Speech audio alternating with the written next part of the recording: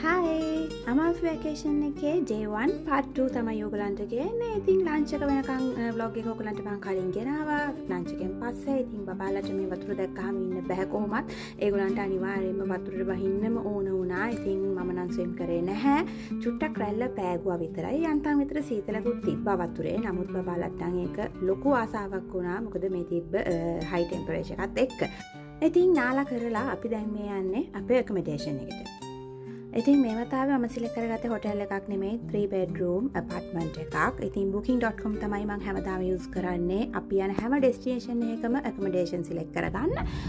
ඉතින් photos වල තිබ්බ විදියටම හරිම ලස්සන location එකක්. ඉතින් facilities උත් ඒ වගේමයි. මම ඔයගලන්ට අතුරට ගිහින් පෙන්නන්නම්. kitchen area එකක් තියෙනවා. අපිට අවශ්‍යයි නම් ඕනම දෙයක් prepare කරගන්න. මේ තියෙන්නේ බබාලට ඒගොල්ලන් prepare කරලා තියෙන room එක.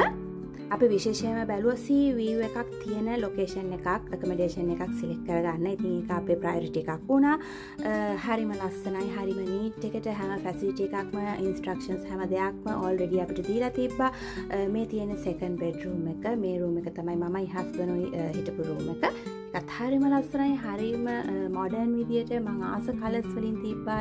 bed linen furniture හැමදේම. ඉතින් හරිම relaxing environment එකක් තමයි මේ location එකේ තිබ්බේ. මේ තියෙන්නේ third bedroom එක. ඒකත් හරිම ලස්සනයි. හරිම පිළිවෙලට හැමදේම arrange කරලා තිබ්බා යාලා. මේ ඉන්නේ මම. ඉතින් ගොඩක් මහන්සි දැන් නම් මේ තියෙන්නේ bathroom එක. ඒකත් හරිම ලස්සනට පිළිවෙලට arrange කරලා තිබ්බා හැම දෙයක්ම එක්ක. ඉතින් වටපිටාව ගැන කියනවා නම් මේ වගේ view එකක් තමයි තියෙන්නේ. වලාකුළු වලින් සම්පූර්ණයෙන්ම වැහිලා. මොකද මුළු මට්ටමින් ගොඩක් උඩ හරියක අපි ඉන්නේ. ඉතින් මේ වගේ පොඩි balcony area එකක්, terrace එකක් තියෙනවා. ඒකත් හරිම ලස්සනයි. අවුව තියෙන කාලෙට ගොඩාක්ම ලස්සනයි. ඉතින් මේ වෙලාවේ දැන් ටිකක් හවස් වෙලා නිසා අපිට sea view එක හරියටම පේන්නේ නැහැ. අපි හෙට උදේට කොයි විදිහද කියලා බලමු ඊළඟ වීඩියෝ එකෙන්. කොහොම වුණත් මේ වගේ හරිම ලස්සනයි. නිකන් නුවර එළියට මුහුද ඇවිල්ලා වගේ ෆීලිං එකක් තමයි අපිට ඇත්තටම ආවේ මේ ලොකේෂන් එකට ආවට පස්සේ. දැන් අපි මේ රාස්ති වෙන්නේ ජිනායකට එළියට යන්න. ඉතින් මේ outfit එකේ get ready with me එක මම ඔයගලන්ට වෙනම වීඩියෝ එකකින් ගෙනලා තියෙනවා. ඉතින් ඔන්න සන්සෙට් එකත් බලාගෙනම අපි ආයේ පල්ලං වහිනවා අමාල්ෆි කෝස්ටල් ඒරියා එක පැත්තට. ඉතින් හරිම ලස්සන view එකක් තියෙන්නේ up and down යන දෙපැත්තටම. කොහොම වුණත් කෝස්ටල් ඒරියා එකට ලං වුණාම මෙන්න මේ වගේ view එකක් තමයි තියෙන්නේ. හරිම ලස්සනයි, හරිම relaxing. මේ තියෙන්නේ සම්පූර්ණ අමාල්ෆි කෝස්ටල් ඒරියා එක හවසට දිස් වෙන විදිය. ඉතින් හරිම ලස්සනයි. shopping කරන්න කියලා චුට්ටක් නතර වුණා. ඉතින් shopping කරන්න මගේ තියෙන ආසාව ගැන ඔයගලන්ට අමුතුවෙන් කියන්න ඕනේ නැහැනේ. ඉතින් හරිම ලස්සන beach accessories, beach wear ගොඩාක් තියෙන shops ගොඩක් තියෙනවා මේ area එකේ. ඉතින් මේ වගේ ලස්සන pant එකක් මම දැක්කා. හැබැයි ඒක ගොඩක් දිග වැඩි මට.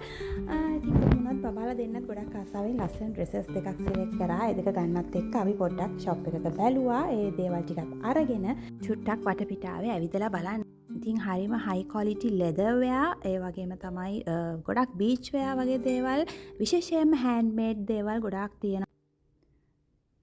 මේ තියෙන්නේ කැතඩල් එක, අමාල්ෆි කෝස්ට් එකේ කැතඩල් එක. ඉතින් මේ දිගටම තියෙන්නේ shops තමයි. ගිහිල්ලා බලන්න පුළුවන් ඕන කෙනෙක්ට. හරිම ලස්සනයි. lemon වලින් හදපු දේවල් ගොඩාක් හැමතැනම තියෙනවා. popular දෙයක් ඒක.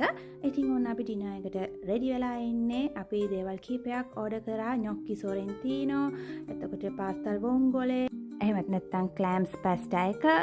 බබා නම් ගත්තේ pastel ragu එකක්. ඉතින් හරිම රසයි කෑම හැම දෙයක්ම. ඉතින් මේ තියෙන්නේ මගේ gnocchi එක, මේ තියෙන්නේ husband ගේ seafood pasta එක. හැම දෙයක්ම හරිම රසයි. මම ගොඩක් ආසාවෙන් try කරා. මම gnocchi කියන දෙයට ගොඩාක් කැමති කෑමක් නෙමෙයි. නමුත් මේ dish එක නම් මාරම රසයි. හරිම හොඳ particular taste එකක් තිබ්බා කිව්වොත් හරි. ඉතින් dinner එකෙන් පස්සේ පොඩ්ඩක් ඇවිදලා කරලා අපි ආයෙමත් accommodation එකට ගියා. ඉතින් day 1 අමාල්ෆි tour එක මේ විදියට ඉවර වුණා. next vlog එක day 2 vlog එකෙන් අපි හම්බෙමු.